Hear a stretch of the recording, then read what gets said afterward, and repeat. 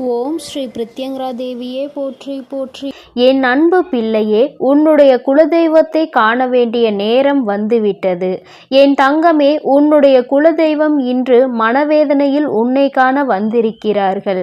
என் தங்கமே, அவர்கள் மனதில் இருக்கின்றது எந்த அளவிற்கு நியாயமான வேதனைகள் என்பதை நீ புரிந்து கொண்டால் நிச்சயமாக அவர்கள் சொல்வதை நீ கேட்பாய். ஏனென்றால் அவர்கள் உன்னிடத்தில் பேச வேண்டும் என்று ஆசைப்படுகிறார்கள். இந்த வராகியானவள் இப்பொழுது உன்னை காண வருவதை தெரிந்து கொண்டு என் மூலமாக உன்னோடு பேச வேண்டும் என்று முடிவெடுத்திருக்கிறார்கள். என் தங்கமே, குலதெய்வத்தின் மனவேதனைக்கு காரணம் உன்னுடைய குலத்தில் ஒருவர்தான். அவர்கள் செய்ய நினைக்கின்ற சில விஷயங்கள் உன்னுடைய குடும்பத்தை பாதித்து கொண்டிருக்கிறது. உன்னுடைய குடும்பத்தில் இருப்பவர்கள் யாருக்கேனும் கஷ்டத்தை கொடுக்க வேண்டும் என்று நினைக்கிறார்கள்.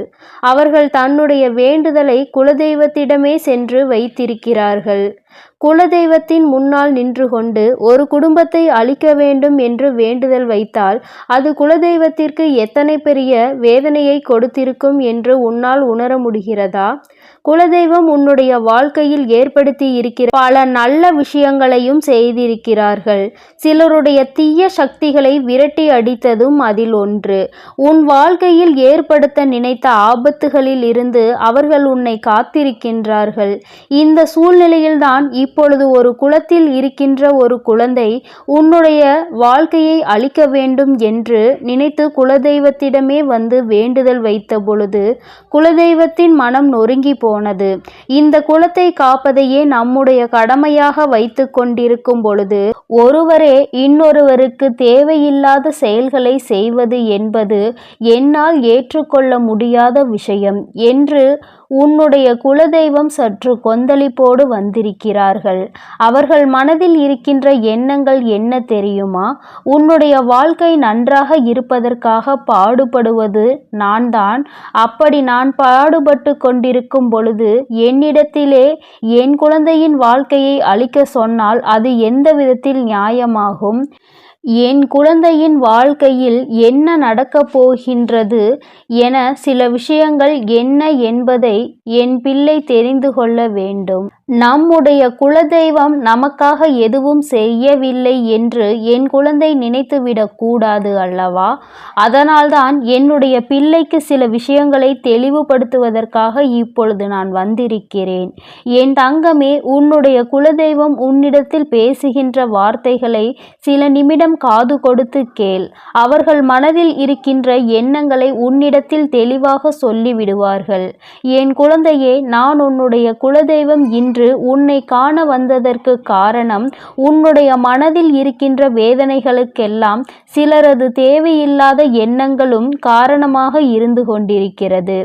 உன் வாழ்க்கையில் சில நல்ல விஷயங்கள் நடந்துவிடக் கூடாது என்று போட்டிகளும் பொறாமைகளும் அங்கே அதிகமாக இருந்து கொண்டிருக்கிறது. நீ இப்பொழுது யாரோடு மனஸ்தாபத்தை எடுத்துக்கொண்டு உன்னுடைய குலதெய்வ கோயிலுக்கு கூட வர முடியாமல் நின்று கொண்டிருக்கிறாயோ, அங்கு வந்தால் இவர்கள் முகத்தில் முழிக்க வேண்டி வரும், தேவையில்லாத பிரச்சனைகள் வர வேண்டும் என்று நீ மனதிற்குள் நினைத்து கொண்டு அவர்களை பார்த்து நாம் தேவையில்லாத பிரச்சனைகளில் ஈடுபடக்கூடாது என்று நினைத்து கொண்டு அங்கே வர முடியாமல் தவித்து நின்று கொண்டிருக்கிறாய் அல்லவா? என் தங்கமே, அதனால்தான் இன்று உன்னை கண்டு என்னுடைய கோயிலுக்கு உன்னை அழைத்து செல்வதற்காக வந்திருக்கிறேன். என் தங்கமே, உன்னுடைய மனதில் இருக்கின்ற எண்ணங்கள் எல்லாமே நியாயமானதுதான்.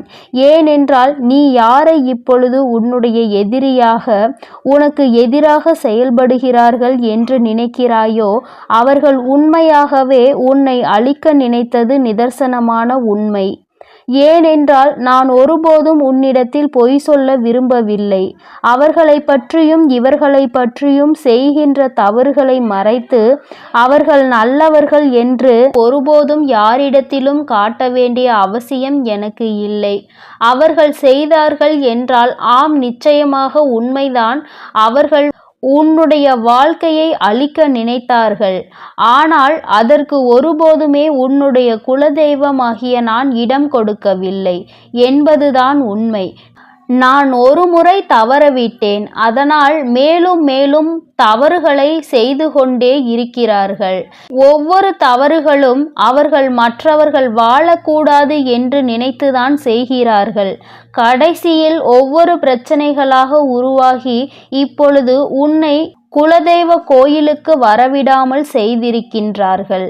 உன்னுடைய மனது அங்கே வருவதற்கு விரும்புவதில்லை.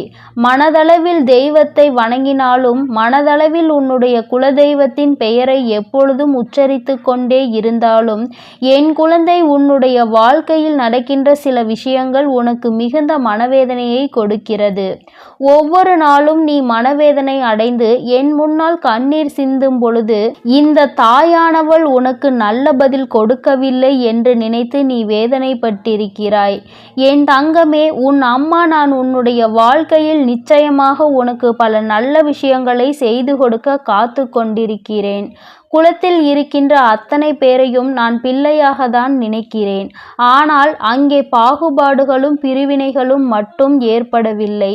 ஒருவர் இன்னொருவர் வாழ்க்கையை அழிக்க நினைக்கின்றார்கள். இதைவிட எனக்கு மிகவும் மனவேதனையை கொடுத்த விஷயம் என்ன தெரியுமா? என்னுடைய சன்னதியிலே நின்று கொண்டு அங்கே சண்டையிடுவது. ஒருவருக்கொருவர் நீ பெரியவனா நான் பெரியவனா என்று சண்டையிட்டு கொள்வது. அதிகாரத்தை யார் கையில் எடுப்பது என்று ஏகப்பட்ட போட்டிகளும் பொறாமைகளும் அங்கே இருந்து கொண்டிருக்கிறது. இதனால் மற்றொருவர் இன்னொருவரை உள்ளே வரவிடாமல் தடுத்து நிறுத்திவிட வேண்டும் என்ற முயற்சிகளை செய்கின்றார்கள். இது போன்று செய்யும் பொழுதுதான் இன்னொருவரின் மனம் பாதிப்படைவதோடு மட்டுமல்லாமல் அவர்கள் அங்கே கோவிலுக்கு செல்வதையே நிறுத்திவிடுகிறார்கள். இப்பொழுது குலதெய்வத்தின் அருள் கிடைத்தால்தான் எல்லா தெய்வங்களின் அருளும் கிடைத்தது போன்ற உணர முடியும் என்பதனால் என் பிள்ளை குலதெய்வத்தை மனதார வணங்கி எப்படியேனும் நம் குலதெய்வத்தினிடமிருந்து ஆசிகளை பெற்றுவிட வேண்டும் என்று எல்லோரும் நினைக்கிறார்கள். குலதெய்வம் உன்னை ஆசீர்வதிக்காவிட்டால் உன்னிடம் ஏதோ குறை இருக்கிறது, தவறு இருக்கிறது என்றுதான் அர்த்தம். ஏதோ ஒரு தவறு இருக்கிறது என்பதை மற்ற தெய்வங்களும் உணர்ந்து கொண்டு உனக்கு ஆசிகளை வழங்க முன்வர மாட்டார்கள் என்பதை புரிந்துகொள். என் தங்கமே, எப்பொழுதுமே குலதெய்வத்தின் முன்னால் நிற்கும் பொழுது பணிவு வேண்டும். யாரையும் கெடுக்கக்கூடாது என்ற எண்ணம் வேண்டும்.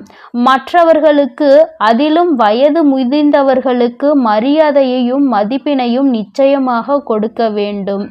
இல்லை என்று கையேந்தி விட்டால் இருப்பதை கொடுத்து உதவ வேண்டும். ஒரு நாளும் வைத்து கொண்டு மற்றவர்களுக்கு இல்லை என்ற வார்த்தையை சொல்லக்கூடாது.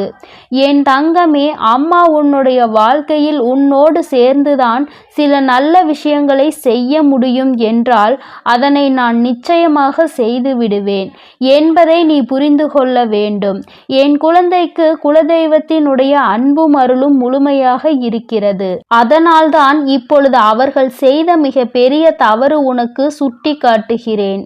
அவர்களினுடைய மனதில் அவர்கள் என்னவெல்லாம் வாழ்க்கையில் செய்ய வேண்டும் என்று நினைக்கின்றார்களோ, என்னவெல்லாம் அடைய வேண்டும் என்று நினைக்கிறார்களோ அதையெல்லாம் நிச்சயமாக அவர்களால் அடைய முடியும். என் குழந்தையே, உன்னுடைய குலதெய்வத்தின் மனவேதனை யார் ஒருவர் உன்னை அழிக்க நினைத்தார்களோ அவர்களுக்கே சென்று இந்த வேதனையை அவர்கள் வாழ்க்கையில் அவர்களுக்கு கிடைத்தால் எப்படி இருக்கும் என்பதை உணர்த்துவது போல நடக்கத்தான் போகின்றது. அப்படி நடந்தால் மட்டும்தான் அவர்களுடைய உணர்வுகளையும் மற்றவர்கள் படுகின்ற கஷ்டங்களையும் புரிந்து கொள்ள முடியும் அவர்களால். அவர்கள் அதை சரியாக செய்து உன்னுடைய வாழ்க்கையில் அவர்கள் செய்த தவறை ஒப்புக்கொண்டு உன்னை நல்ல மனநிலைக்கு கொண்டு வர போகிறார்கள். இனி ஒருபோதும் உனக்கு எந்தவிதமான கவலைகளும் தேவை கிடையாது. குலதெய்வம் அவர்களை உன்னிடத்தில் இருந்து எந்த அளவிற்கு விலக்கி வைக்க முடியுமோ அந்த அளவிற்கு விலக்கி வைப்பார்கள். அதனால் என் குழந்தையே, நீ எதற்காகவும் கலங்காதே, எதை நினைத்தும் வருந்தாதே. நீ நல்லதையே நினை. உன் வாழ்வில் எப்பொழுதும் உனக்கு நல்ல நல்லதே நடக்கும். இந்த குலதெய்வத்தினுடைய ஆசீர்வாதங்களும் உன் வராகி அம்மாவினுடைய ஆசீர்வாதங்களும் எப்பொழுதும் உனக்கு முழுமையாக கிடைக்கும். ஓம் ஸ்ரீ பிரத்யங்கரா தேவியே போற்றி போற்றி. ஓம் ஸ்ரீ பிரத்யங்கரா தேவியே போற்றி போற்றி.